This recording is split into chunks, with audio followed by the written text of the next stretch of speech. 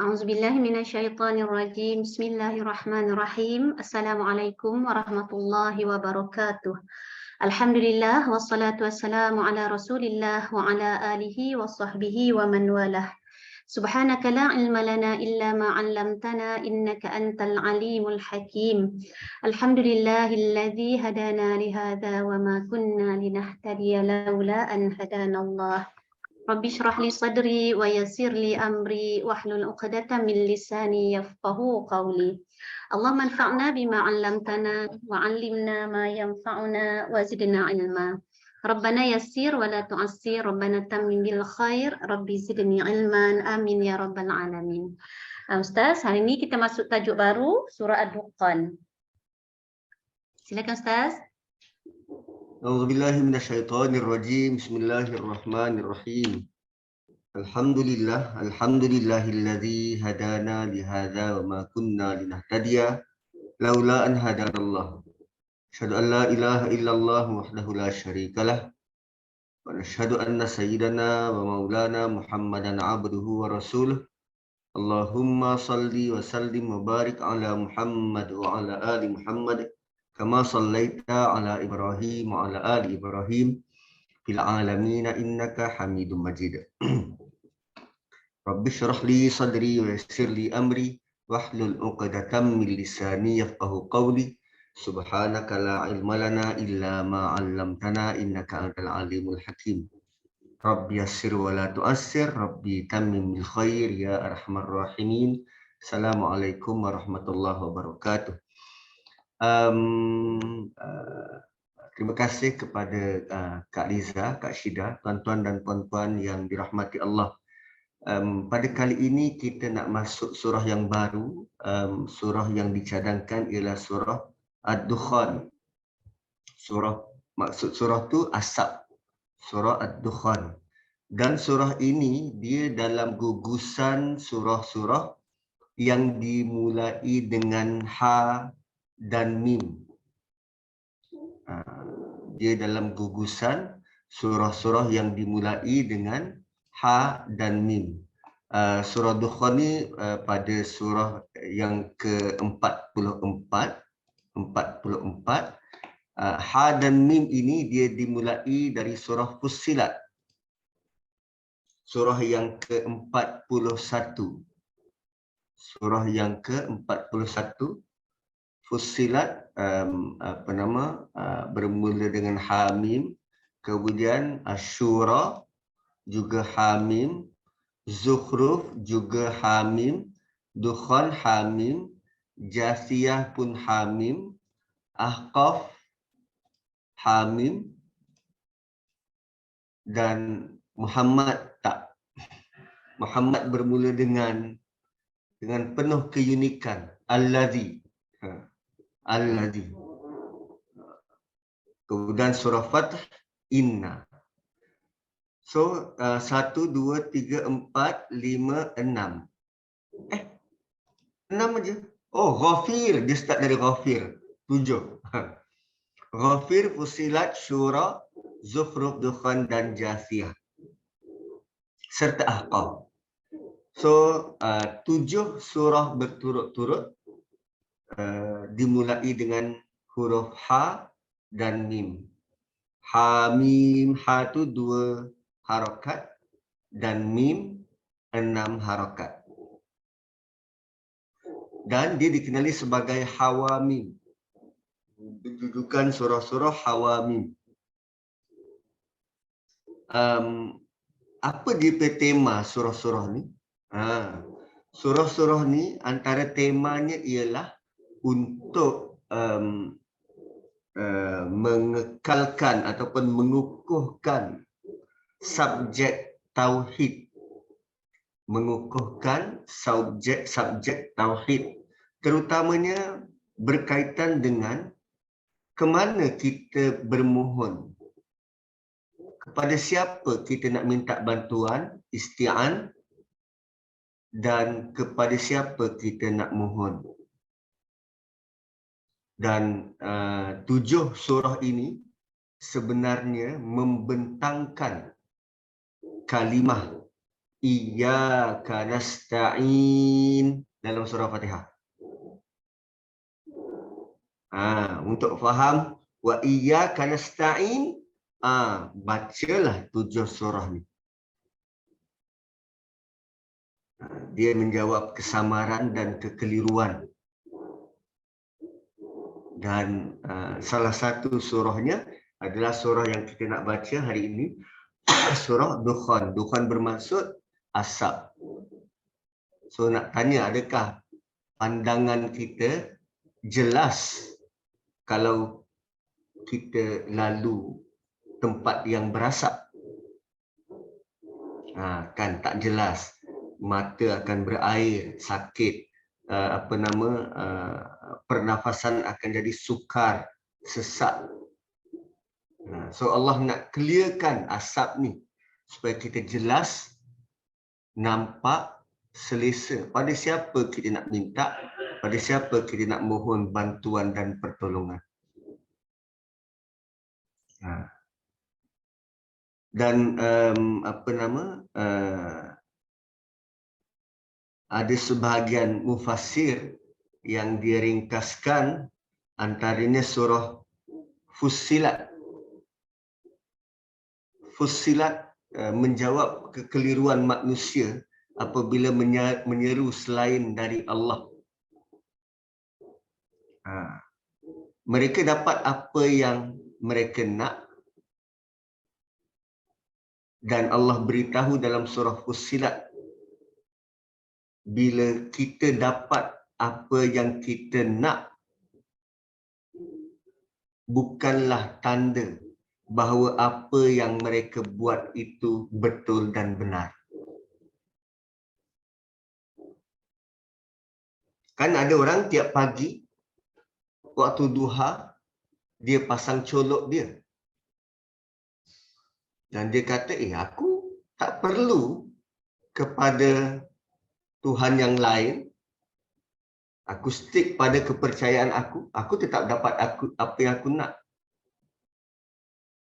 So dalam surah Fussilat Allah bagi tahu, anda dapat apa yang anda nak, bukan bermaksud apa yang anda buat betul.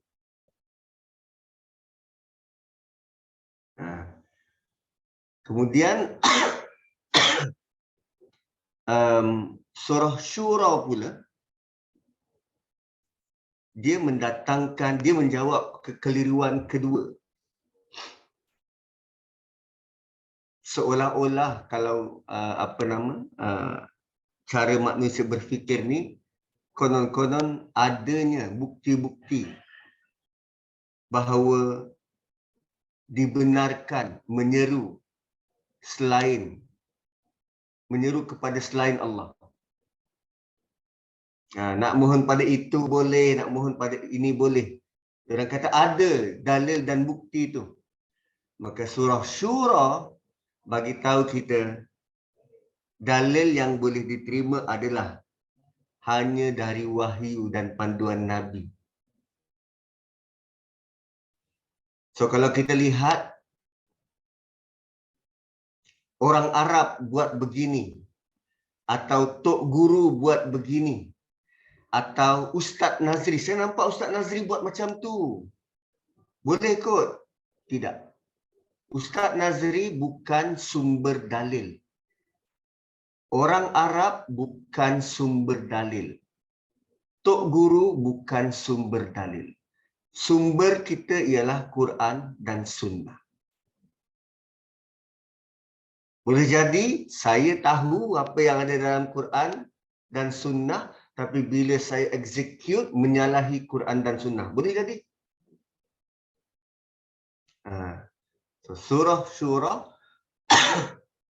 dalil yang hanya boleh diterima adalah bersumberkan wahyu sahaja.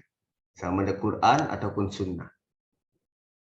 Selain daripada itu, terutamanya yang bertentangan dengan wahyu, tertolak. Zukhruf pula ada yang berhujah, mereka tak meminta kepada selain Allah. Tapi mereka cuma nak dapatkan sokongan dan syafaat. dengan harapan kalau melalui perantara ni lebih cepat dimakbulkan atau lebih mudah untuk dapat syafaat di akhirat kelak. Malah mereka berhujah, cara mereka tak minta terus pada Allah tu, mereka tahu bahawa apa yang mereka buat tu tak minta terus pada Allah. Dan dalam surah ini Allah bagi tahu dalam surah Zukhruf, inilah bentuk salah faham musyrikin Mekah. Inilah bentuk salah faham musyrikin Mekah. Minta selain dari Allah. So, surah Dukhan akan menjawab kekeliruan yang seterusnya.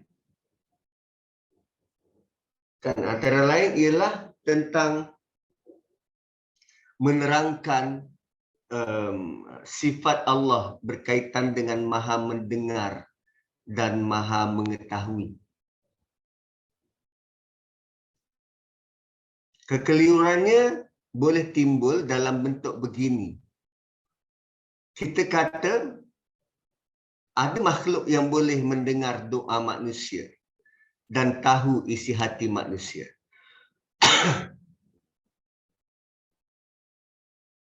Kan pernah kita dengar orang-orang dulu yang dia kata dia boleh scan.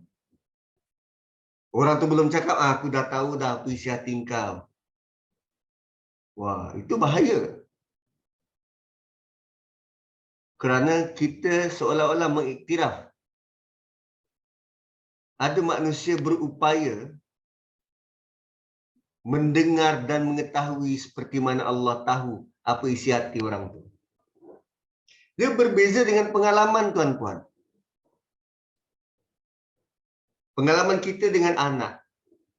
Kita tahu dah kalau anak kita buat macam ni, adalah something wrong somewhere. Kita tidak meneka dengan tepat, tapi kita tahu ada sesuatu. Itu lain, pengalaman lain. Ini dengan orang tak pernah dia jumpa, tiba-tiba macam tahu pula apa isi hati orang tu.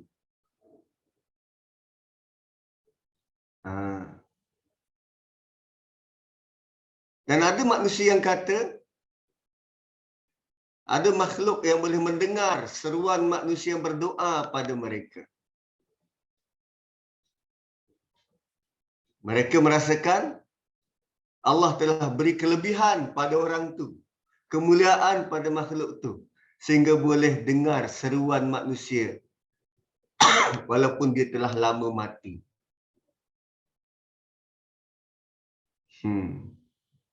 Tak boleh. Malah bukan hanya mendengar, dakwaan-dakwaan seperti apa? Nabi Haidir yang boleh mengurus sebahagian dari alam. Teruk betul. Maksudnya, mereka kata ada makhluk dengan gelaran-gelaran, ini wali, ini nabi, ini malaikat yang ada kuasa semacam itu. Dia berkaitan dengan nama yang maha mendengar dan maha mengetahui itu. So, dalam surah ini Allah beri penekanan. Hanya dia sahaja yang maha mendengar dan tahu apa yang kita minta. Maka sewajarnya doa kita, seruan kita hanya terus pada Allah. Hanya terus pada Allah. Dan tema surah ini boleh kita jumpa pada ayat yang ke-5. Pada ayat yang ke-5.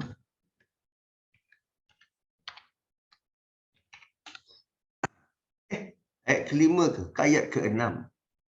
Innahu huwas sami'ul alim. Ayat yang ke-6. Hanya dia yang maha mendengar, lagi maha mengetahui. So, Selain Allah, manusia tak berupaya untuk tahu terutamanya perkara-perkara yang gaib kecuali apa yang pernah diceritakan melalui Nabi SAW, apa yang dibentangkan oleh Quran. Tak ada manusia boleh meneka, menebak apa isi hati manusia yang lain, melainkan itu sangka-sangkaan sahaja. Dan dia boleh juga kita kaitkan dengan profesi, ramalan tentang masa depan, tentang itu dan tentang ini, tenung nasib, tilik sebagainya. Okey. So Allah mulakan dengan Hamim. Dan huruf muqatta'ah sepakat kita tak faham dan kita tak tahu. Dan disebut dimulakan dengan huruf muqatta'ah supaya kita mula melangkah kaki untuk belajar surah ini dengan sikap bahawa kita tak tahu apa-apa. Bersedia untuk dipimpin melalui atau berjalan ke setiap perkataan dalam surah ini. So setiap kali kita mulakan dengan huruf muqatta'ah ni, dia adalah preparation tentang kita sangat tak tahu apa-apa.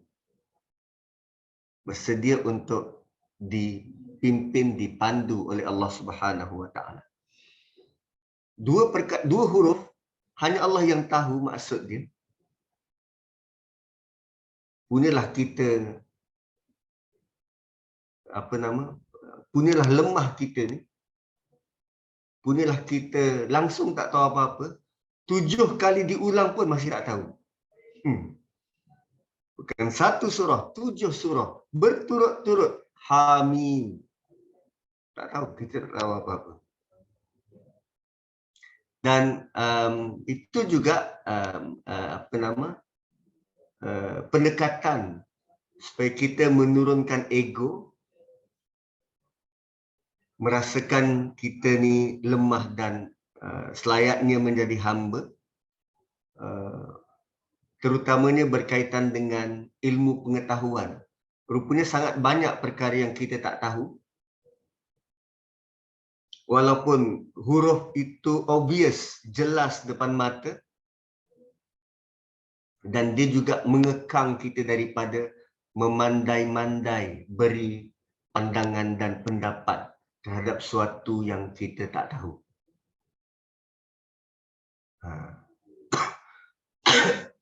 Kemudian lazimnya selepas huruf muqatta'ah, Allah datangkan tentang Quran. Sebagaimana lazimnya selepas huruf muqatta'ah, Allah datangkan tentang Quran. Kecuali ada berapa tempat, 1 ke 2 tempat yang didatangkan perkara lain selain dari Quran.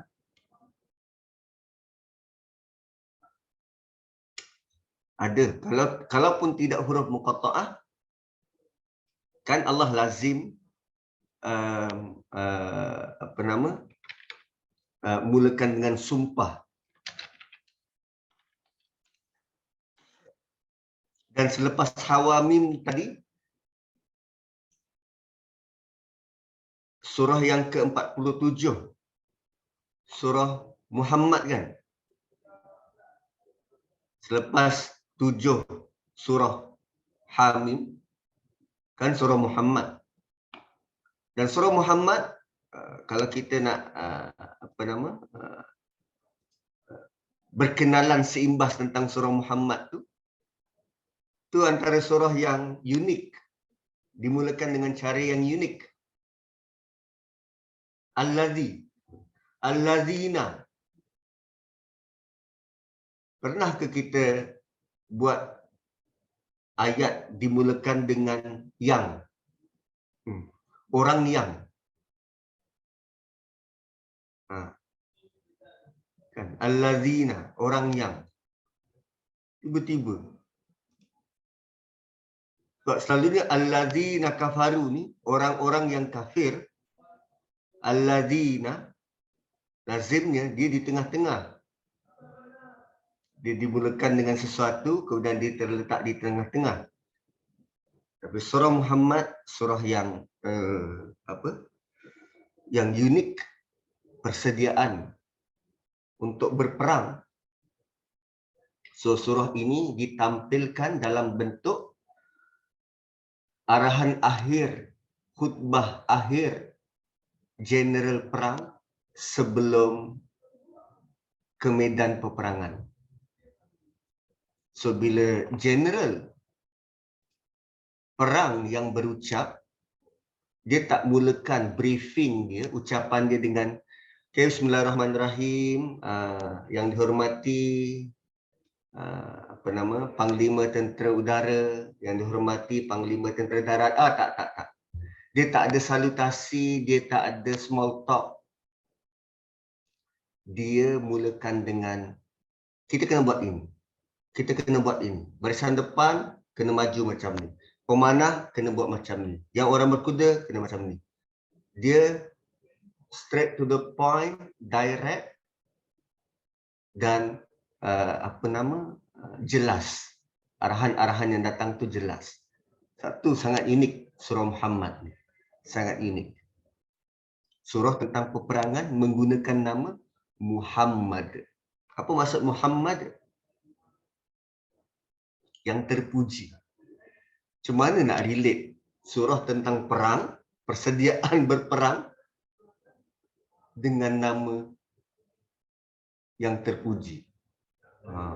Itu pening juga ulama nak mikir. Apa kaitannya? Okey. So, Hamim wal kitabil mubin, demi Al-Quran, demi kitab, demi the kitab, Al-Kitab ada alif lam, Al-Mubin, yang jelas dan terang. Allah bersumpah, Quran ini jelas. Quran ini terang. Apa lagi perkara yang Allah nyatakan berulang kali benda tu jelas dan terang?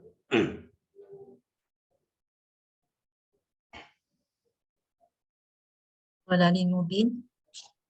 Ada tak perkara lain yang Allah sebut tentang benda tu jelas dan terang?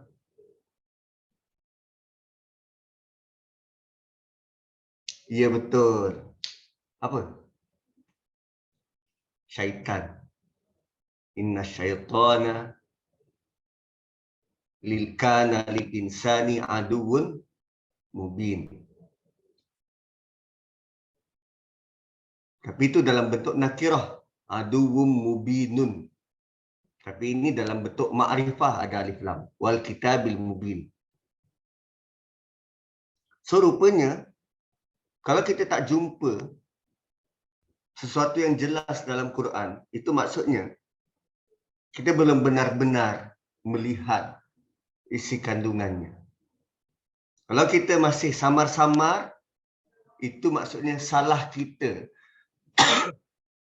yang belum cukup untuk memahami apa sebenarnya yang Allah kehendaki dalam ayat itu. Ada beberapa persoalan yang berlegar di minda waktu baca Al-Quran. Contohnya, kes Nabi Yusuf masukkan bijana raja dalam kantung Bunyamin. Dan akibatnya Bunyamin ditahan dan dituduh mencuri. Saya ambil dompet saya, letak dekat handbag Kak Liza. Bila nak keluar, Kak Liza kena tahan dan dituduh mencuri. Is it morally okay bagi Nabi Yusuf buat macam tu? Tapi pernah tak kita tanya?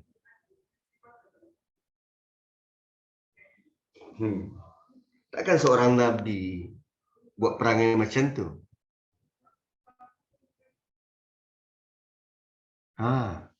So, tuan-puan kena cari jawapan dia.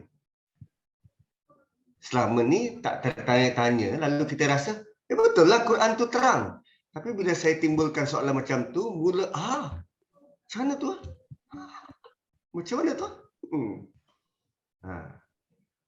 So, sebarang bentuk soalan-soalan, tak kala baca Quran, jot down, ataupun kita kena tulis, apa persoalan-persoalan kita tentang Quran, tulis. Dan doa, ya Allah, aku nak tahu jawapan dia. Tapi aku tak berani nak tanya. Kan macam Kak Intan, aku tak berani nak tanya. Soon, Allah akan jawab. Jawapan tu akan datang. Yang penting kita nak tahu. Dan soalan tu lama, duk tertanya-tanya. Tapi kita memikirkan dalam bentuk, Quran ni jelas, terang. Aku je tak faham. So, Nabi Yusuf, dia seorang Nabi dan dia tak akan bertindak unless dipandu, diarahkan, disuruh oleh Allah. Kan? So, bila dia buat macam tu, kenapa dia buat macam tu? Pertamanya, arahan dari Allah. Conclusion daripada cerita itu, Allah ambil kredit terhadap tindakan-tindakan Nabi Yusuf. So, itu sebenarnya menyelamatkan ataupun meleraikan tanda tanya kita, kenapa Nabi Yusuf buat macam tu? Tak, Allah yang suruh. Allah take the credit. Allah ilhamkan Nabi Yusuf, kau buat macam ni. Allah yang kata, kami yang arahkan.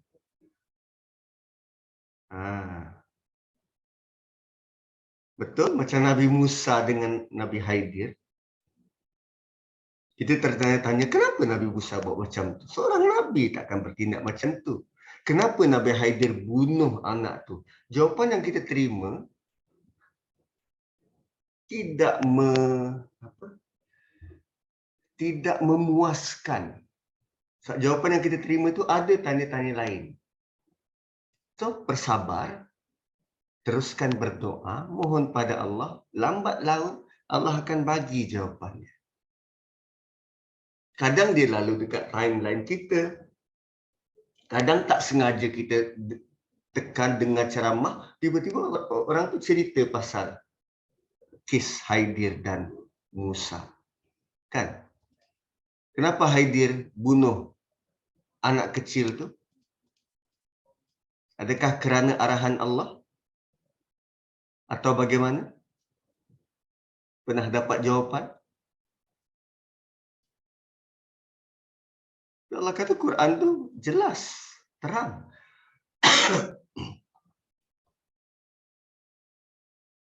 Dan ayat keberapa Haidir dengan Musa, Nabi Musa? Ayat yang ke waktu Haidir jawab, wa ammal hulam, ayat 80-81 surah Kahfi. Wa ammal hulam, sedangkan anak kecil itu. Hulam ni apa? Anak yang besar dah, bukan kecil, anak besar. Hulam, dia kira kanak-kanak lah, remaja macam tu. Wa ammal hulam fakana abawahu mu'minain, kedua orang tuanya orang beriman. Dan Allah guna aba, yang dominan ialah lelaki, bapa. Kalau Allah nak highlight yang dominan tu mak, walidai, Allah guna kalimah walidai. Di dalam surah Kahfi, Allah menggunakan yang dominan tu lelaki. Fakana abawahu, ayat 82, wakana abuhuma. So, sebenarnya sudah berlaku perbincangan antara Haidir dan orang tua budak tu. Mana yang disebut ada berlaku perbincangan? Fakhashina, kami takut, kami bimbang. Siapa kami itu? Siapa kami? Nabi Haidir dan Allah. Allah bimbang? Tak. Dekat situ, sudah ada pertemuan sebelum tu antara mak bapak budak ni dengan Nabi Haidir. Nabi Haidir orang yang dihormati mungkin, diminta pendapat mungkin. Dan melihat tindak tanduk budak ni, mereka khawatir kalau budak ni menjadi punca mak bapak dia jadi melampau.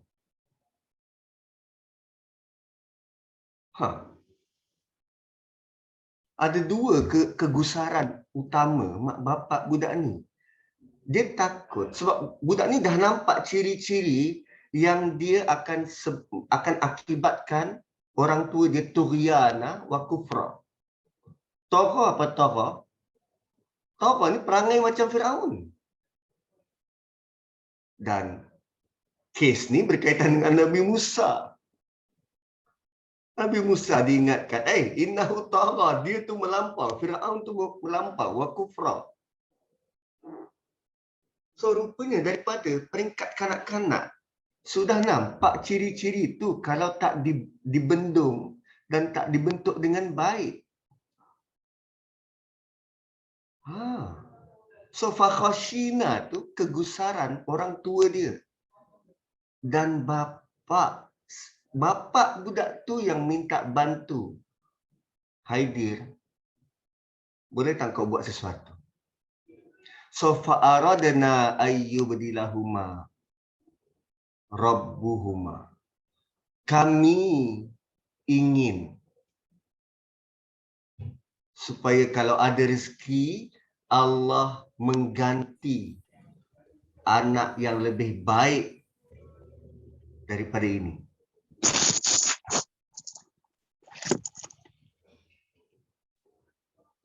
So begitu. Dan kalau ikut hukum hukum hudud. Hukum hudud. Bapa yang bunuh anak, bapa tidak dikenakan hudud bunuh balik, tak. Tapi hukum takzir terpakai. Dahsyat. So dia halus, kena perhati. So ada banyak, tapi benda tu sebenarnya jelas. Wal kitabil mubin ini, Quran ini jelas. Quran ini jelas. Dan Allah bersumpah dengan Al-Quran dalam ayat ini. Dan setiap sumpah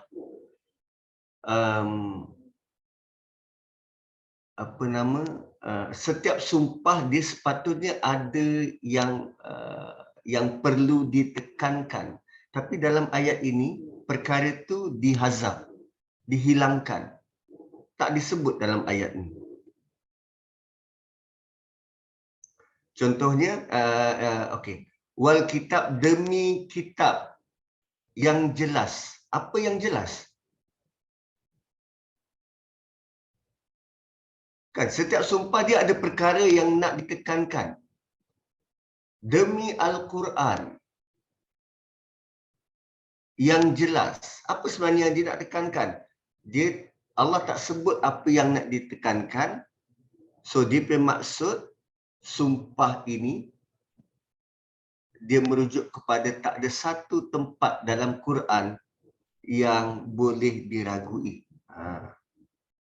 So, bila Allah bersumpah dengan sesuatu, ia menunjukkan hebatnya benda tu. Hebatnya benda tu. Dan berkali-kali Allah bersumpah dengan Quran, tinggal lagi kita yang tak tercapai akal melihat kehebatan dan kepentingan Al-Quran. Kalau dekat TV Hijrah tu saya bawa contoh, suami bagi tahu isteri dia ada meeting. Hari pertama, hari kedua, hari ketiga kan. Bayangkan tiba-tiba suami kita tak pernah bersumpah. Tapi malam tu dia kata, yang sumpah yang abang ada meeting malam ni. Ui, apa? Apa yang kita rasa? Oh, betul lah orang tua ni bukan pergi dangdut, pergi meeting. So, sumpah tu kerana benda tu besar. Masa depan anak itu perkara gaib. Macam mana ibu bapa dan Nabi Haidir tahu perkara gaib tu? Tak, dia tak tahu. Mereka tak tahu. Sebab tu ayat dalam ayat 81 tu dia kata, kami berharap. Kami berharap. Fa'aradna. Kami berharap agar Allah ganti dengan anak yang lain. Harapan itu kembali pada Allah. So, sama ada Allah makbulkan, perkenankan atau tidak, itu cerita lain. So, mereka buat tindakan tu dengan berharap diganti dengan yang lain. Dan Allah tak bagi tahu mereka diganti dengan anak yang baru. Tak. Dia tak tahu perkara akan datang, perkara gaib, tak tahu. Cuma mereka meneka, ya anak ni akan jadikan kami teruk. Kan, apa nama, hamba melahirkan tuan. Gitu. Hamba melahirkan tuan.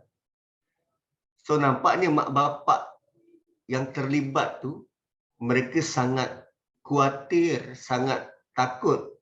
Kalau mereka terlalu ikutkan anak yang ini, sehingga sampai ke tahap mereka sendiri melakukan perbuatan melampau dan kufur di kemudian hari. Itu yang dikhawatiri. Itu yang ditakutkan. So, daripada benda itu berlaku, baik dia prevent dari awal. Begitu. Okey.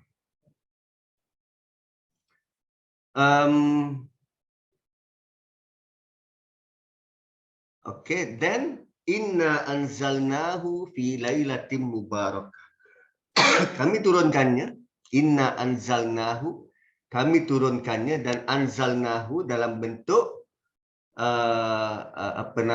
diturunkan sekaligus. Anzalna. Kita kan ada artis nama dia Anzalna kan. Maksudnya diturun sekaligus satu.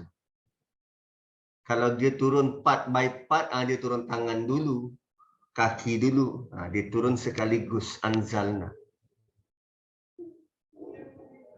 Diturun sekaligus. Dan pada malam itu Allah kata Quran ini turun sekaligus. Perkataan lain yang digunakan untuk turun selain daripada anzalna, nazzala. Nazzala. Nazzala tu beransur-ansur. Beransur-ansur. Di anzalna turun sekaligus. So, rupanya Quran turun sekaligus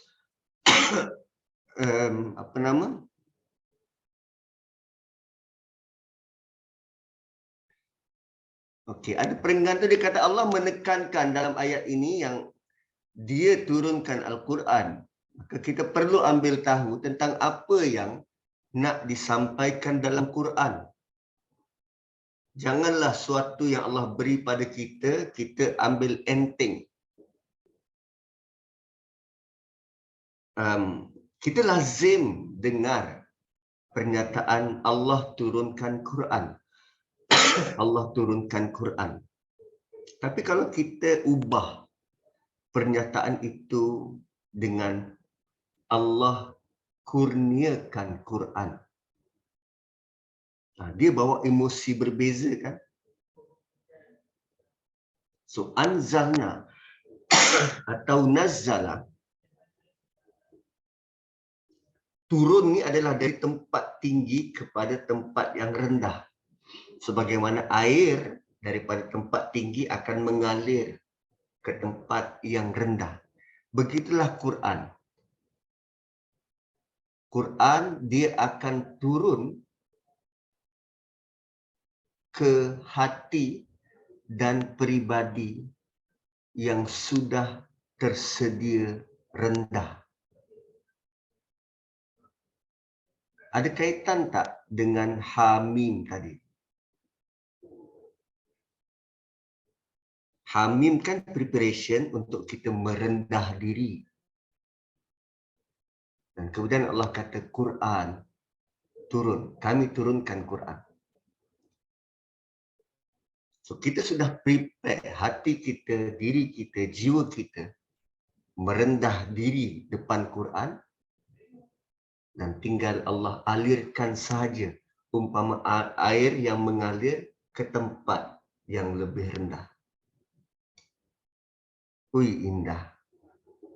Itu dimensi pertama. Dimensi kedua bila Allah kata dia turunkan, Allah kurniakan,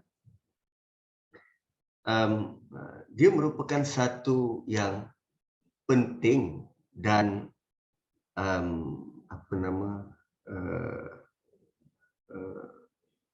penting dan utama. Sebab kita dapat ni bukannya dari siapa-siapa, tapi kita dapat dari Allah kot. Quran dari tempat yang tinggi sampai kepada sudi disampaikan kepada kita yang bukan siapa-siapa, latar belakang kita pun tidaklah sehebat mana, bukan dari keturunan orang ada-ada, tidak juga dalam kalangan keturunan anak ulama. Tak. Kita ni biasa-biasa je. Nabi SAW, anak yatim piatu. Bukan ada apa-apa. Ya Allah sudi mengurniakan Quran itu pada kita. Dan turunnya itu pada malam yang gilang gemilang. Fi lailatin mubarakah. Pada satu malam yang berkat. Makhluk yang Allah pilih, dia akan disebut sebagai mubarak. Ramadan, mubarak. Apa nama?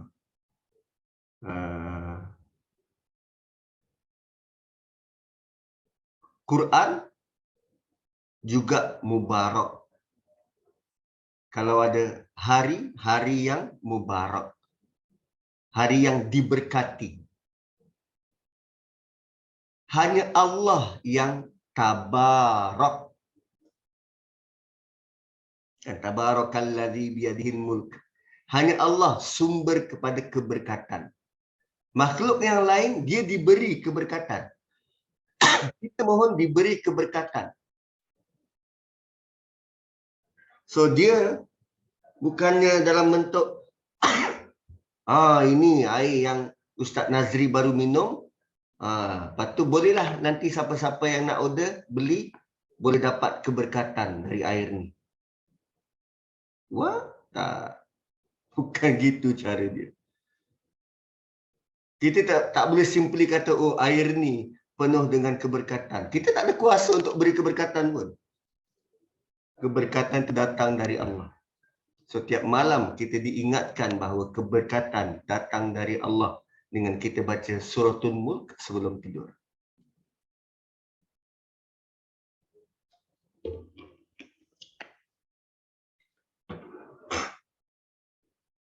Musyrikin Mekah terutamanya mereka tolak Quran. Tolak. Dan Allah bagi tahu turunnya Quran ni penuh dengan kebaikan, penuh dengan keberkatan. Sedangkan malam turunnya Quran itu dilimpahi dengan keberkatan, apatah lagi Quran. Malam turunnya Quran itu pun sudah mubarakah, apatah lagi yang turun.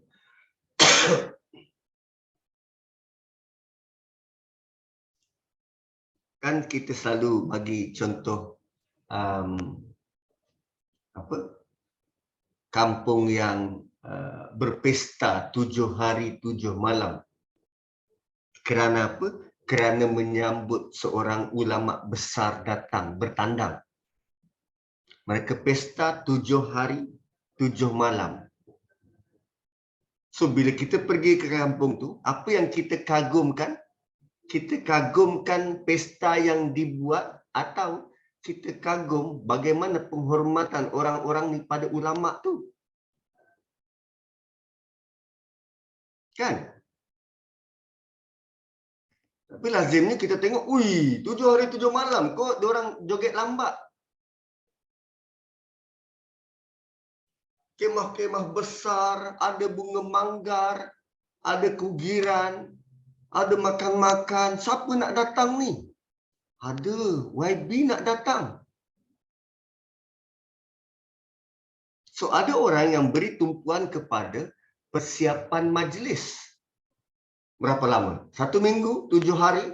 Dan diberi tumpuan dan dia kagum pada 7 hari itu. Tapi ada orang yang sangat menghargai siapa yang datang, yang disambut.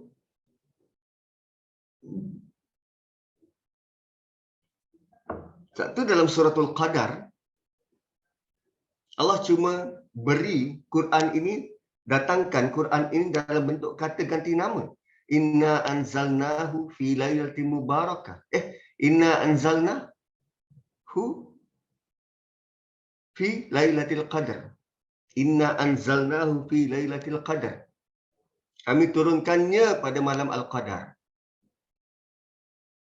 Sebab ramai orang hanya memburu malam itu, tetapi tidak menghargai Quran yang turun pada malam itu. Kan pelik? So, fi lailatin mubarakah, malam itu menjadi berkat kerana turun Quran. Kalau Quran turun malam tu jadi berkat, so cuba lihat bagaimana keberkatan yang ada pada Quran. Ada yang kata, oh ini 17 Ramadan. Dan inilah malam dinamakan Lailatul Qadar. Sedangkan 17 Ramadan adalah tarikh pertembungan Muslim, mukmin dan kafir kali pertama di Medan Badar. 17 Ramadan. Dan dalam ayat lain disebut Quran memang diturunkan dalam Lailatul Qadar, kesan daripada doa Nabi Ibrahim. Kesan dari doa Nabi Ibrahim. Nabi Ibrahim doa apa? Rabbana wab'ats fihim rasulan minhum yatslu alaihim ayatihi wa yuzakkihim wa yu'allimuhumul kitaba wal hikmah wa in kanu min qablu la fi dhalalin mubin. Wa yuzakkihim wa yu'allimuhumul kitaba wal hikmah. Innahu huwas samiul alim. Doa Nabi Ibrahim. Ya Allah, utus buat mereka seorang Rasul. Dia akan bacakan ayatmu dan mengajarkan tentang hikmah, tentang kitab dan hikmah, tentang peraturan dan hikmah, dan sucikanlah mereka. Itu doa Nabi Ibrahim. Dan bila diutuskan Rasul tu, suatu Nabi berusia 40 tahun. Suatu turunnya Iqra. Dan turunnya Iqra itu pada bulan Ramadan. Dan waktu turunnya Quran itulah malam Lailatul Qadar. Ada pendapat yang kata malam turunnya Quran 15 Sya'ban, nisfu Sya'ban. Tapi pendapat ini dikritik kerana jalur ataupun dalil dalil bersandarkan kepada Syiah dan dia berlawanan dengan nas dalam Quran. Dan apa impak Quran? Apa impak Quran? Tuan-tuan, kata-kata manusia ni, Quran ni kan kata-kata, kalam. Kalau kita tengok kata-kata, perkataan, kalam ni, dia boleh bawa impak besar pada orang lain. Contohnya, fahaman Karl Marx. Kan, Karl Marx, komunis, Karl Marx. Dia menghasilkan fahaman sosialis. Lalu terbentuklah negara seperti Soviet Union, sekarang dah tak ada dah, Rusia, China. Itu berfahaman komunis. Pengasas kepada fahaman ni siapa? Karl Marx. Tapi waktu Karl Marx tulis buku tu, waktu tu orang tak terima. Masyarakat waktu tu tak terima apa yang dia tulis. Buku tu buku indie. Kalau sekarang ni indie. Indie stands for independent.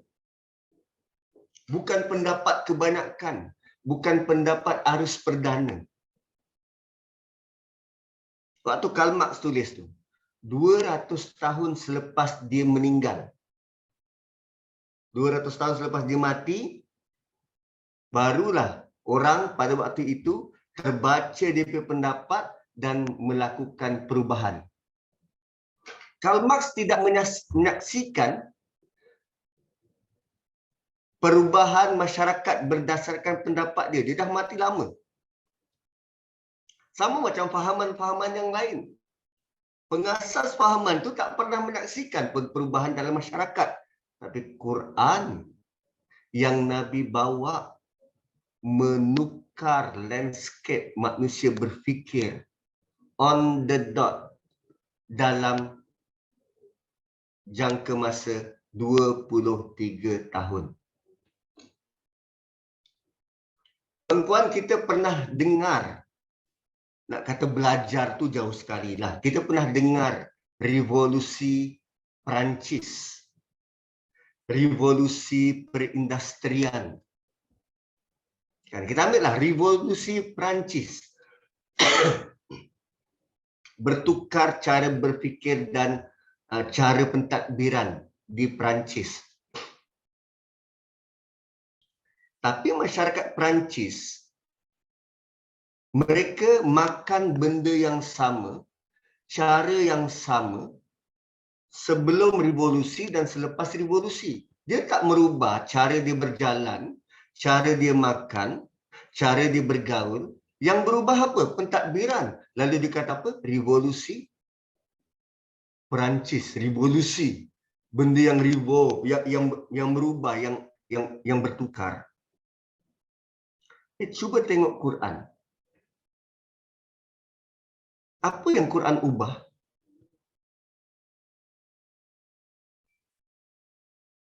Dia ubah sampai ke tahap kita nak keluar masuk tandas pun ada peraturan.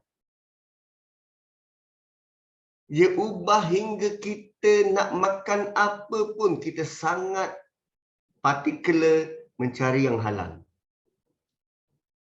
Sampai ke tahap pemilihan kiri kanan. Ini bukan revolusi. Tak ada istilah yang boleh kita letak tentang Quran merubah hidup manusia sampai ke tahap pemilihan kiri kanan. Nak makan guna kanan, nak bersuci guna kiri. Ui, besar tu tuan-puan, besar. Ui. So, Quran turun berperingkat-peringkat tu, apa yang diubah sangat besar. Daripada sekecil-kecil perkara tentang individu kepada sebesar-besar perkara dalam bernegara.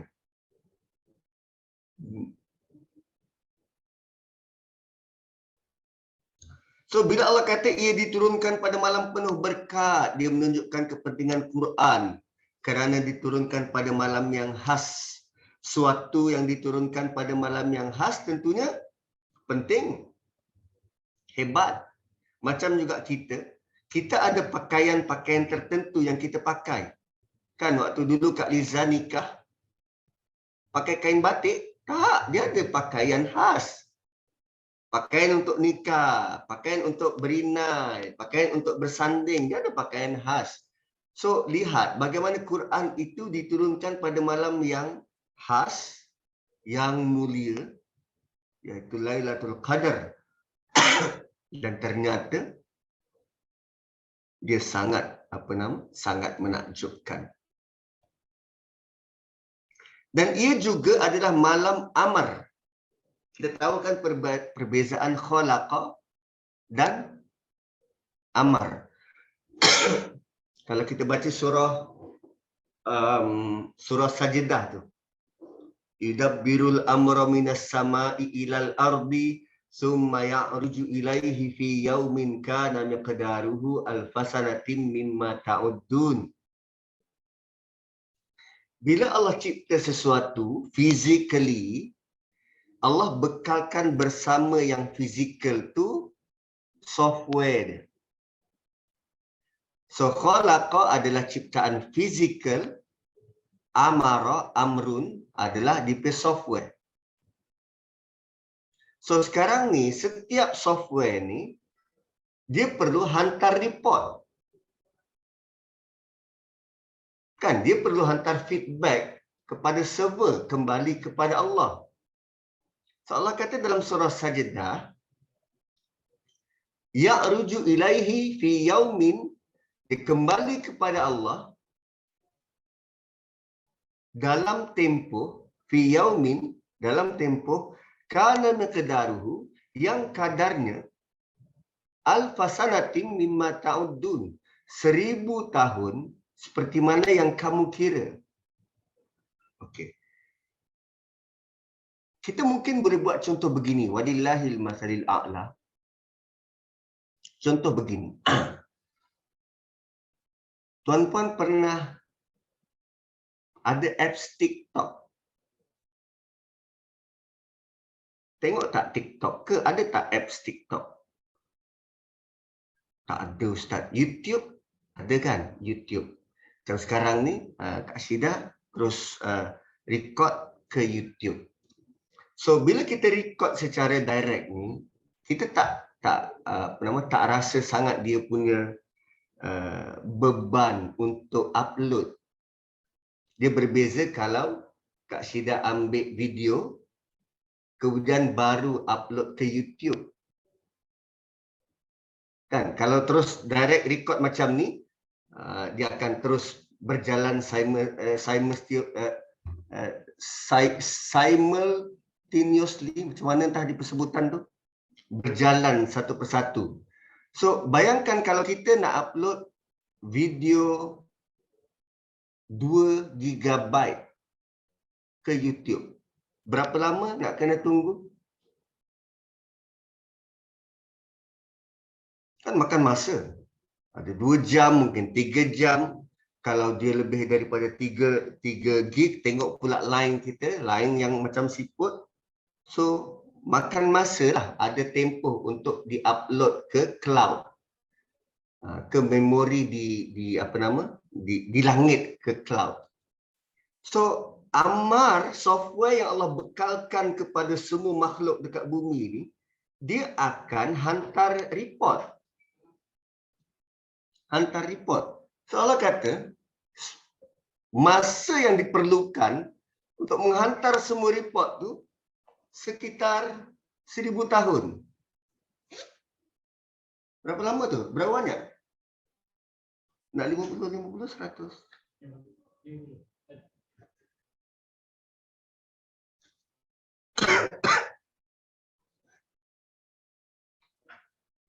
So ini malaikat nak hantar report pada Allah 1000 tahun lamanya. Berapa banyak urusan yang Allah kena urus? Yudabbirul amra. Allah tadbir amar dia. Dan pada malam Al-Qadar itu, kan Allah kata, tanazzalul malaikatu warruhu min kulli amr. Kan untuk ditetapkan di urusan-urusan amar-amar dia. Salamun hiya hatta matla'il fajr. So malam yang berkat ini Allah bukan saja turunkan Quran, tetapi updated software sekali. Beserta dengan hidayah, beserta dengan takdir, beserta dengan dengan kadar-kadar rezeki setiap manusia, semua telah tersedia berdasarkan report-report yang lalu. Antara reportnya ialah apa? Syida nampaknya dia banyak bersyukur. Oh, aku tambah. La in syakartum la azidannakum. Oh, Nazri nampaknya tahun yang lepas, dia ada derhaka. Tutup pintu yang ini, pintu yang ini, pintu yang ini. Gitu. Dan bentuk software ni pula, kan dia ada makhluk yang dicipta, kemudian bersamanya ada software, dan software itulah yang membentuk sifat kepada makhluk tu, atribut dia. Contohnya kalau api, membakar. Kalau pisau yang tajam, menghiris dan memotong. Kan, dengan adanya amar tu, Allah boleh ubah bila-bila masa yang dia suka tentang amar tu. Atribut api membakar, dia jadi tak membakar Nabi Ibrahim. So Allah tukar atribut api tu. Nabi Ibrahim dicampak dari tempat tinggi, api yang sepatutnya tak boleh nak menampung apa-apa objek, api yang menyambut Nabi Ibrahim. Dia bukan sahaja tidak membakar Nabi Ibrahim, api itu menjadi dingin dan sambut Nabi Ibrahim dari jatuh terhentak. Sama dengan atribut pisau yang sepatutnya menghiris dan memotong, tapi dia tidak menghiris dan memotong Nabi Ismail. Itu kesan amar. Sama juga dengan bulan yang sepatutnya besar, indah malam hari, Allah jadikannya terbelah. Sebelahnya masuk tangan kiri, keluar tangan kanan Nabi SAW. Menjadi mukjizat yang besar dan indah dalam suratul Qamar. So, setiap makhluk ni ada atribut dan Allah boleh ubah amar tu bila-bila masa dia suka. Dan kita gelar sebagai mukjizat. Ular jadi tongkat. Allah ubah dia amar. Tu yudabbirul amra tu.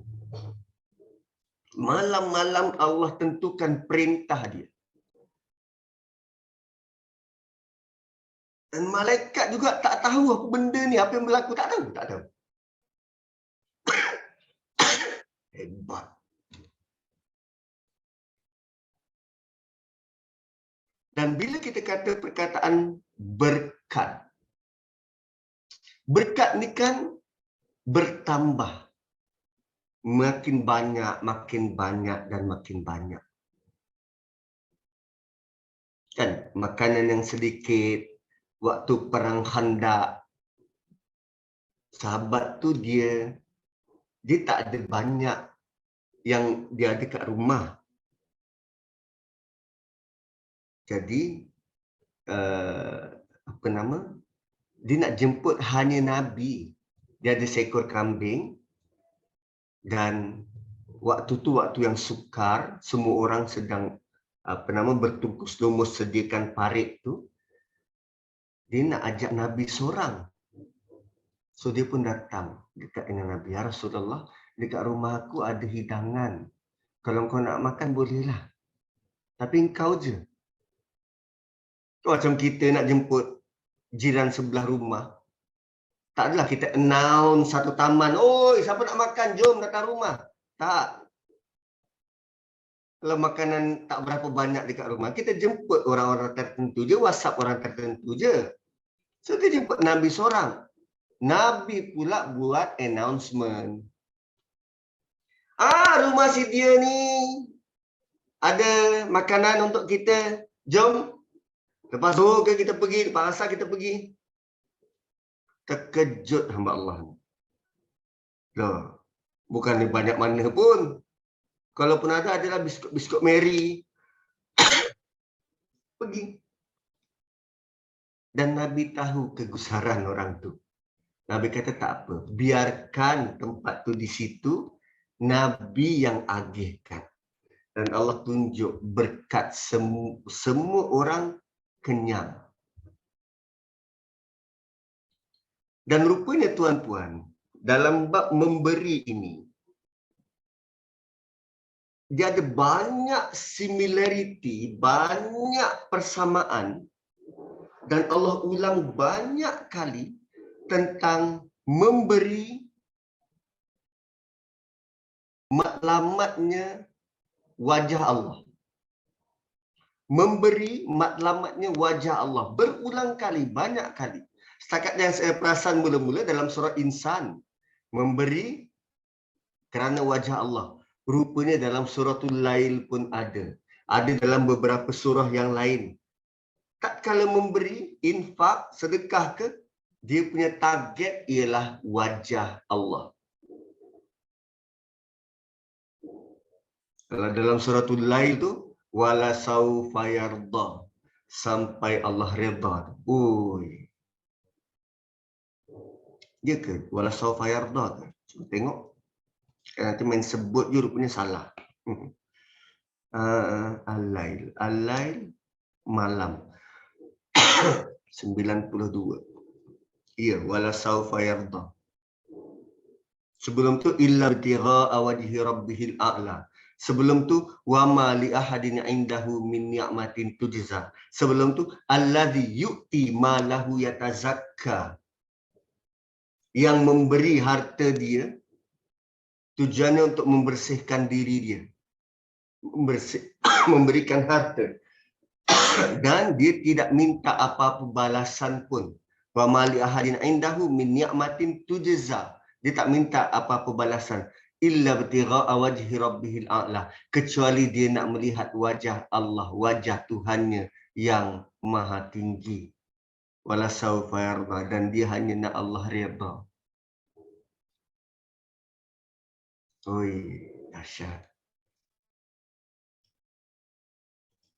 So, begitulah bila Quran turun, Lailatul Mubarakah, dia bukan sekadar Allah nak highlight tentang malam yang berkat tu, tetapi apa saja yang ada dalam Al-Quran akan memberi impak keberkatan kepada yang terlibat dengan dia.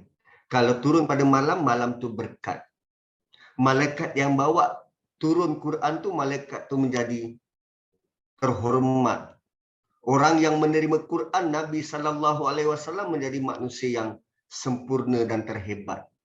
Apatah lagi kita bila berinteraksi dengan Quran, lambat laun, impak keberkatan tu akan melimpah ruah kepada kita dan keluarga kita. Itu yang Allah nak highlight. Bukan sekadar nak bagi tahu, oh malam tu malam berkat. Tak. Quran tu memberi impak. Quran tu memberi impak. Inna kunna munzirin. So first part, Allah kata Quran turun pada malam barakah. Jadi impak keberkatan dari Quran. Second part, Allah kata sungguh kami memberi ancaman. Kenapa tiba-tiba beri ancaman? Selain daripada Quran tu bawa keberkatan, Quran juga dia bawa idea, dia bawa peringatan, amaran dan ancaman. Inna kunna munzirin. Dia bawa peringatan dan ancaman. Kalau dalam surah Qamar, kalau dalam surah Qamar, orientasinya ialah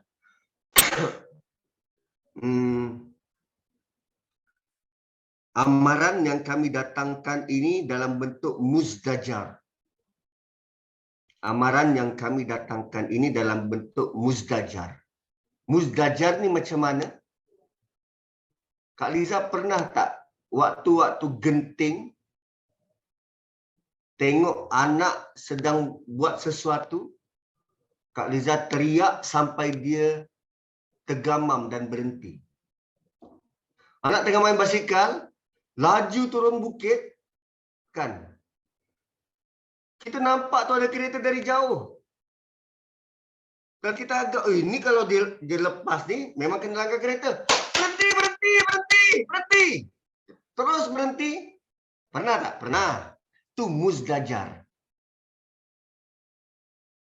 So, surah Qamar datang dalam bentuk begitu. Ada peringatan besar, penting, dan dia dalam bentuk yang Allah datangkan mana-mana orang yang sedang melakukan sesuatu yang tak elok, tak betul, langgar syariat, dia berhenti sebab ketakutan. Ada bentuk munzirin macam tu, bentuk amaran macam tu, bentuk peringatan macam tu.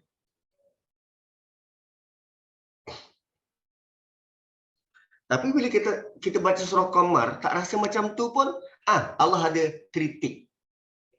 Allah ada bagi tahu kenapa tak rasa macam tu. Allah kata apa? Fama tughnin nuzur. Bagi orang-orang yang rasa tak perlu, dia tak dapat peringatan tu. Fama tughnin nuzur. Bagi siapa-siapa yang rasa tak perlu, rasa sudah ghina, sudah cukup, dia tak rasa, tidak terkesan dengan peringatan macam tu. So Quran ini dia memberi kesan, peringatan tu akan memberi kesan kepada orang-orang yang memerlukan. Kita tadi sudah rendahkan diri kan? Kita tadi sudah rendahkan diri, maksudnya apa? Tangan kita sudah menadah, kita perlu. So sama ada Quran ini bawa keberkatan atau Quran ini bawa peringatan, dia akan beri kesan pada kita yang sudah terlebih dahulu merendahkan diri. Wow, indah. Sebab kalau dulu, sebelum kita berkecimpung dengan alam tadabbur ni, kita baca Quran, baca tentang orang terdahulu, baca tentang Bani Israel, apa kita rasa? Ini untuk diorang, bukan untuk kita. Oh, ini kaum Samud, ini kaum Hud, tak ada kaitan dengan aku. Oh, rupanya itu cara salah. Cara yang tak tepat. Yang tepat ialah Allah sebut tentang anak jiran, Allah sedang tegur kita. Kan, pukul anak sindir menantu, macam tu. Pukul anak sindir menantu. Quran bukannya buku sejarah, tetapi dia adalah belajar dari sejarah. Kita belajar dari sejarah. Ya, ada ayat yang bentuk macam perli, ada ayat dalam bentuk menenangkan. ada ayat yang mengerikan, menakutkan. Semuanya akan kembali kepada mengenal Tuhan yang berkuasa beri kita semua ini. So, antara tujuannya beri peringatan. So, bagi yang dia sudah sediakan hati dia, merendah diri, dia akan terima. Dia takkan rasa, aku tak buat benda ni. Tak. Ada keperluan peringatan tu pada kita. Ada keperluan peringatan tu pada kita. Fiha yufraqu kullu amrin hakim, ayat 4. Kita sampai pukul berapa ni? 5? Pukul 4, Ustaz. Okey, pukul 4. Fiha yufraqu kullu amrin hakim. Pada malam itu,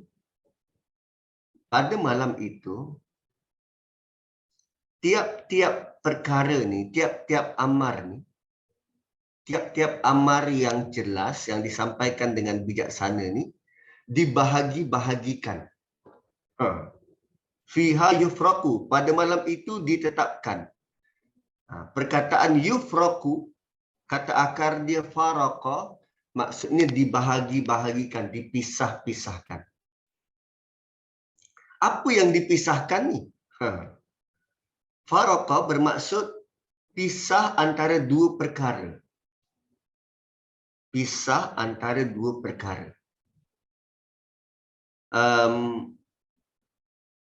Tujuannya untuk membezakan antara dua benda yang hampir sama supaya kita dapat kenal pasti which one is which. Kita dapat kenal pasti, dapat bezakan antara keduanya supaya kita jelas, terang. So fiha yufraqu ni sedang menghuraikan perkataan al-mubin wal Qur'anil mubin tu. Mubin tu antara maksudnya ialah bagaimana perkara-perkara ni disegregate, dikelas-kelaskan, dipisah-pisahkan.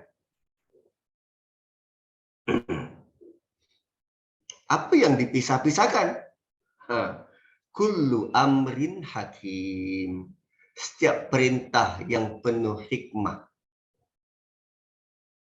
Setiap perintah yang penuh hikmah. Wih, hebatnya Allah. Siapa antara kita yang suka dengan undang-undang? Undang-undang kan kena perintah untuk dibuat. Cuba tanya anak-anak kita, suka ke peraturan yang ibu buat dekat rumah ni? Ada peraturan ya ibu? Ada, lepas mandi, towel, sidai. Baju kotor masuk dalam bakul. Bukan buat donat atas lantai. Lepas makan, pinggan basuh. Kenapa kita buat peraturan dan execute, laksanakan perintah supaya setiap perkara itu jelas. Towel kena buat begini, pinggan mangkuk kena buat begini, perlu dilayan begini. Sapu gunanya untuk ini. Cangkul luar rumah. Kalau tak ada peraturan, tambah lagi ada anak-anak kecil, lintang pukang rumah kita. Itu baru konteks rumah, tuan-puan. Negara. Hidup kita, komuniti kita. So Allah sudah asing-asingkan. Arahan itu detail dan tepat. Dan semuanya penuh hikmah. Semuanya penuh hikmah, hakim. Arahan-arahan itu penuh hikmah, hakim. Dan hakim juga dengan maksud tetap, tidak berubah. Amrin hakim, maksudnya arahan itu, perintah itu tetap dan tidak berubah.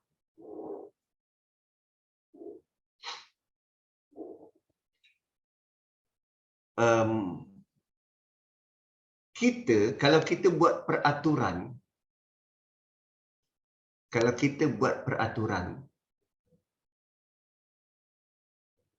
adakah kita yakin 200 tahun, 300 tahun akan datang, peraturan yang kita buat sekarang akan terpakai?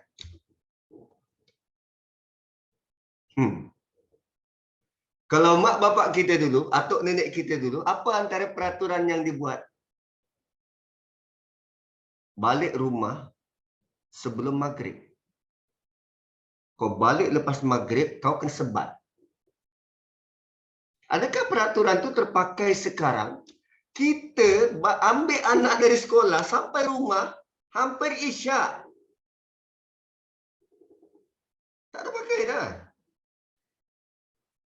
Imagine, Allah turunkan Quran 1400 tahun dulu dengan peraturan, dan peraturan itu terpakai sampai sekarang.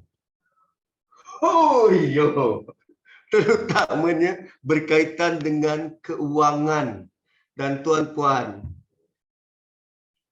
tentang keuangan, tentang perniagaan, tentang duit, dia adalah perkara yang dinamik, sentiasa berubah. Ada je benda baru, sentiasa berubah. Allah turunkan peraturan dari dulu, terpakai sampai sekarang. Harta wasiat, sama peraturannya. Hui, hebat gila.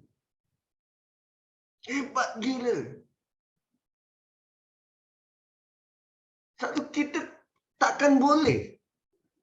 Takkan boleh, dan kita kalah dengan peraturan ketetapan dari Allah. Kalah.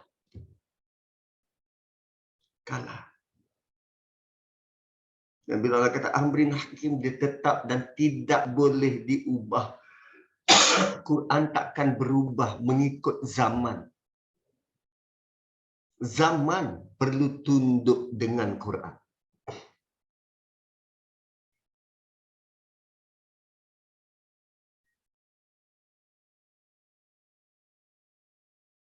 Wow.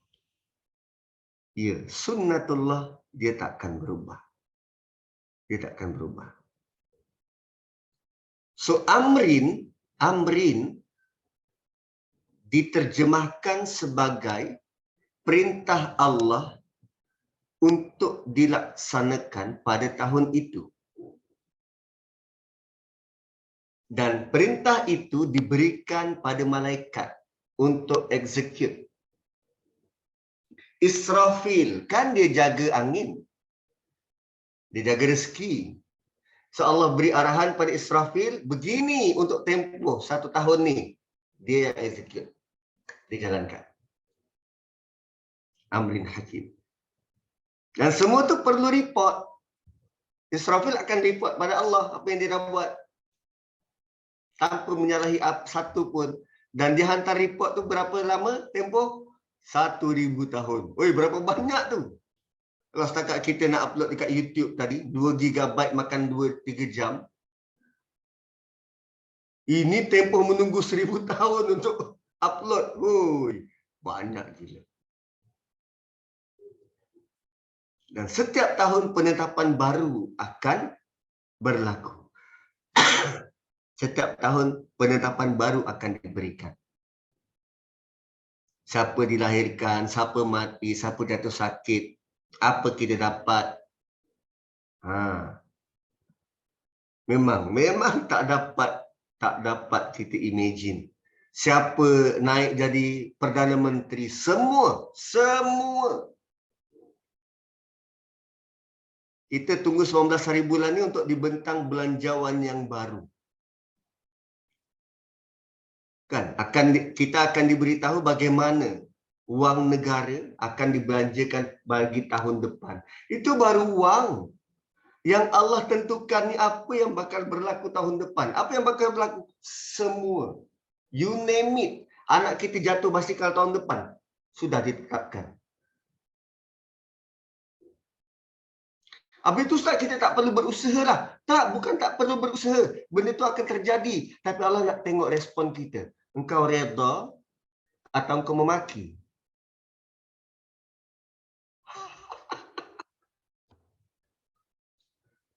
Itu bakal terjadi. Tinggal lagi respon kita bagaimana. Engkau syukur atau engkau kufur. Respon kita itu yang Allah akan minta tanggungjawab. Amal akan berlaku, berjalan. Respon kita. Rezeki kita bertambah ke, berkurang ke, respon kita. Respon kita. Dan bayangkan, kalau Allah takdirkan tahun lepas, tahun ini kita mati dan kita belum bersedia.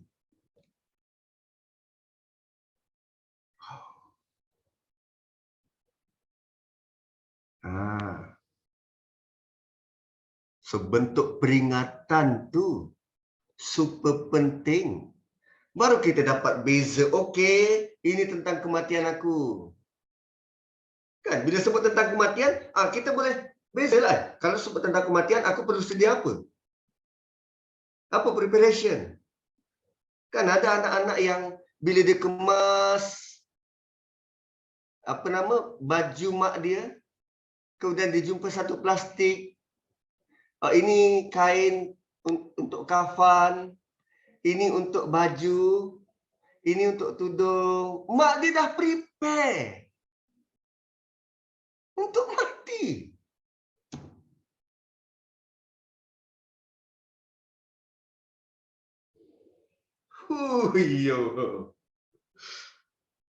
Allah kata Allah dah prepare untuk setiap apa yang berlaku. So, takkan kita nak duduk saja, aku tunggu je lah. Kita kena buat preparation. Katalah tahun ni kita mati ni baru 14 hari bulan, 12. Ada baki berapa hari sebelum tahun baru, sebelum habis tahun. Oh, by the way, tahun hijrah kot.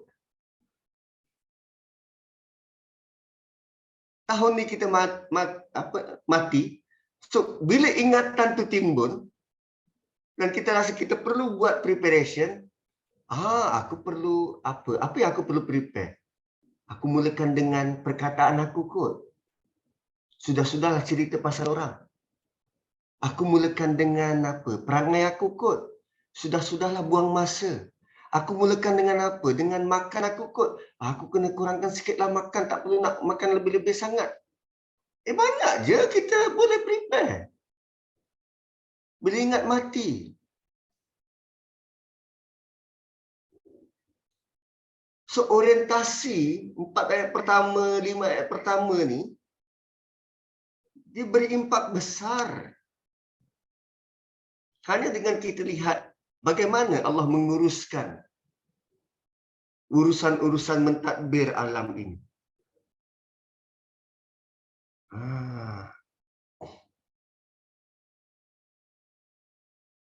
Wow. Dan rupanya ini juga mengajar kita untuk mula merancang dengan baik. Merancang dengan baik dengan cara ada farku, ada pembahagian yang jelas. Apa kita nak buat? Kita nampak benda tu jelas. Okey, ini untuk keuangan. Ini untuk family. Ini untuk career. Ini untuk tabungan.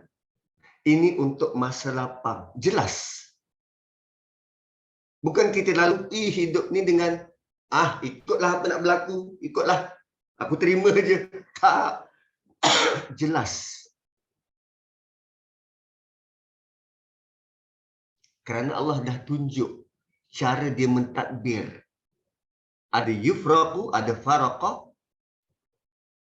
Satu yang jelas. Dan setiap arahan itu setiap arahan itu penuh dengan hikmah. Ni kalau ditanya apa maksud hikmah, gagap juga kita nak terangkan tu. Hikmah, apa maksud hikmah?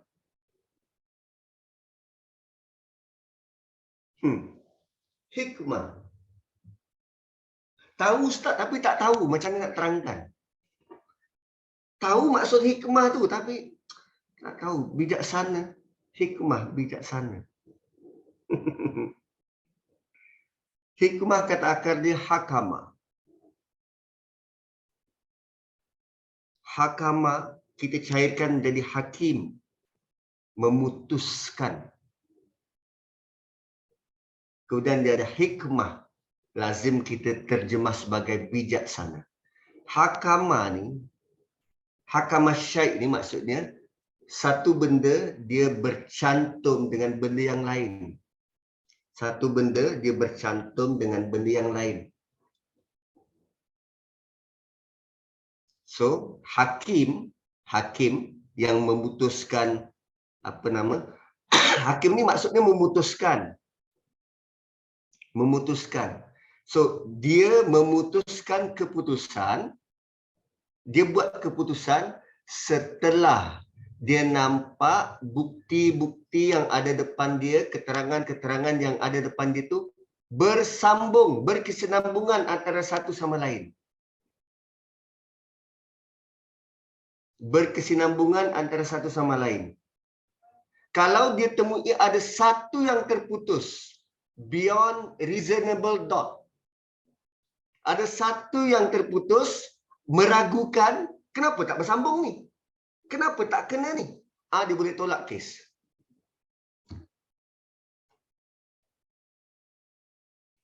Alah, kita pun boleh jadi hakim kat rumah. Hakim anak-anak kita. Gaduh. Selalunya yang kita tanya apa? Siapa mula dulu? Dua orang gaduh, kita akan tanya, siapa mula dulu? Yang ni kata ini kata ini. Kita boleh dia tanya. Okey. A. Mula-mula jadi macam mana? Dengar dia cerita. Gini. Dengar pula B. Dia cerita, dia mula cerita. Cerita yang dia cerita tu part daripada apa yang A cerita. Kita boleh agak mana satu yang mula. So, bila salah satu cerita tu tak bersambung, tak connect. Kan macam kita duk tanya suami, bang dari mana bang? Suami kita pun cerita gini. Ya ke bang, semalam lain? Kan kita ada hunch. Lain pula cerita suami aku ni. Semalam cerita lain, hari ni cerita lain. Itu hikmah. Dia tak bersambung. Make sense, logic. Hikmah. So, bila Allah kata, ud'u ila sabili rabbika bil hikmah, datangkanlah bukti-bukti tentang Quran, tentang agama ni, dengan cara yang make sense. Logik. Bukan cerita tentang wali terbang, jalan atas air. Tak, agama bukan dibentangkan begitu. Agama ni logik. Nampak Nabi dibantu orang miskin, Nabi duduk makan sama-sama, Nabi layan dengan baik. Logik, make sense. Itu maksud hikmah. Tapi sebab perkataannya tu kita rasa macam bombastik sangat, bijaksana. Akhirnya kita, apa benda bijaksana ni? Kan? Dan oleh kerana dah pukul 4 minit, terlebih 4 minit, kita berhenti je lah. Next time kita sambung. Barakallahu li wa lakum, dan itu juga antara benda yang hikmah. Assalamualaikum. Waalaikumsalam warahmatullahi. Tengah tak seronok cerita pasal hikmah ni Ustaz. Tapi itulah, ya Allah, baru 5 ayat dia sangat sentak lah Ustaz. Ya Allah, perkataan Amrin tu Ustaz. Ya Allah, tak tahu rasa macam Gimana Kak Syed, perkataan Amrin yang Ustaz huraikan tadi tu? Betul Ustaz. Betul. Nak Amrin tu. Dulu masa asal jadah, Ustaz ada cerita pasal amar tu, pengurusan Allah kan daripada langit ke bumi semua. Tapi hari ni Ustaz cerita tu lebih kata lebih jelas lagi lah, lebih besar lagi dia punya peranan Amrin tu. Daripada sejadah dia relate dengan surah Ad-Dukhan Ustaz. Kita tak terfikir Ustaz, tak terfikir amrin tu macam mana. Pengurusan diri sendiri melalui amrin Allah tu kan. Kedua jugalah hari ni kan. Itulah satu lagi Ustaz, macam hikmah tu kan, kadang hakamah tu pun memutuskan sesuatu tu pun sebenarnya dia kalau kita nak cakap, kita nak buat sesuatu tu, kita kena ada panduan yang jelas. Panduan jelas kita tu mesti daripada Al-Quran dan As-Sunnah. Sebab tak boleh ikut logik akal kita sendirilah. Apa satu benda yang kita nak lakukan, satu perkara tu, kita kena berpandukan sesuatu yang jelas, yang mubin. Yang mubin tu daripada Al-Quran. Macam itulah sebenarnya dia punya kaitan daripada ayat 1 tadi tu Ustaz. Betul. Tapi itulah bila kita tadabbur Al-Quran ni, lagi jelas lah kan peranan Al-Quran tu. Selalunya kalau kita dengar bersandarkan apa guru cakap, apa ulama cakap, tapi bila Al-Quran tu direct to the point je. Dan dia punya kupasan Al-Quran tu melalui kitab-kitab tafsir yang dibawa oleh para ustaz tu akan biasakan. Hari ni kita lebih memahami lah keadaan apa yang ada dalam Al-Quran tu kan. Apa sebenarnya yang kita katakan bersandar dalil dan hujah tu lah melalui Al-Quran dan Sunnah tu. Sebab tu agaknya sebab kita tak sampai lagi tentang perkataan ad-dukan tu kan Ustaz, tentang kabut. Kabut tu kan sesuatu yang tidak jelas. Jadi berbanding dengan ayat yang ayat mula Allah cerita tentang mubin dah, ayat kedua tu Allah dah cerita tentang mubin. Tak sabar nak tunggu. Tapi tak sampai lagi. Sebab baru nampak tajuk ni sudah ada tajuk dia kabut. Kabut tu sesuatu yang tidak jelas. Sedangkan ayat 2 tu Allah cerita tentang Al-Quran yang mubin. Allah. Betul Liza, betul. Kan sangat kan. Kita tak apa Ustaz, kami tunggu Ustaz minggu depan Ustaz. Kita pun dah lewat. Harap Ustaz jangan ponteng lah lagi Ustaz ya. Harap Ustaz ada masa untuk kami. Jadi alhamdulillah, terima kasih semua, jazakallah khair Ustaz. InsyaAllah kita jumpa lagi minggu depan. Tak apa, time tu kalau tak Ustaz tak boleh pagi, petang pun tak apa walaupun kelas kita startnya pagi. Jadi terima kasih semua, kita akhiri dengan tasbih kafarah. Subhanakallahumma bihamdik. Asyhadu an la ilaha illa anta nastaghfiruka wa natubu ilaik. Wal 'asri innal insana lafi khusr illa alladhina amanu wa 'amilus shalihat wa tawassaw bil haqqi wa tawassaw bis sabr. Assalamualaikum warahmatullahi wabarakatuh. Waalaikumsalam warahmatullahi wabarakatuh. Terima kasih Ustaz. Wa ala alihi wasajja'in walhamdulillahirabbil alamin. Wassalamualaikum warahmatullahi wabarakatuh. Waalaikumsalam warahmatullahi wabarakatuh. So insyaAllah alhamdulillah petang ini tak sia-sia kita berada di majlis ilmu ini. Bila tak ngantuk pun. Tak sempat ngantuk. Waktu petang itu ngantuk kan, tapi kepastian dari Ustaz ni, ya Allah betul lah. Al-Quran itu sebagai amaran, peringatan dan juga penjelasan kan. Kalau kita tak duduk dalam majlis Al-Quran ni, mungkin kita akan orang tak awan-awan dan kita akan ikut-ikut dengan rentak yang berada di luar sana tu kan. So terima kasih semua sebab dalam petang ni insyaAllah kita sambung lagi pada akan datang Al-Quran pada minggu hadapan. Kita bergantung pada masa Ustaz lah insyaAllah. Hari ni Ustaz tak pergi pagi, kita buat petang. Mungkin minggu depan Ustaz pergi pagi, kita akan buat pagi pada semua ya. So insyaAllah kita jumpa pada hari Jumaat, sesi Ustaz Endang dan juga Ustaz Kubaib Madam Liza kan, minggu 3 ni kan. Sirah pada Mantung Muslimah. So dengan itu saya angkat sesi pagi petang ini dengan lepas Assalamualaikum warahmatullahi wabarakatuh. Waalaikumsalam warahmatullahi wabarakatuh. Terima kasih. Waalaikumsalam warahmatullahi wabarakatuh. Terima kasih Pak Syida. Jika nakkan rakaman tu boleh masuk dalam Telegram lah ya, insyaAllah nanti kita share kat grup.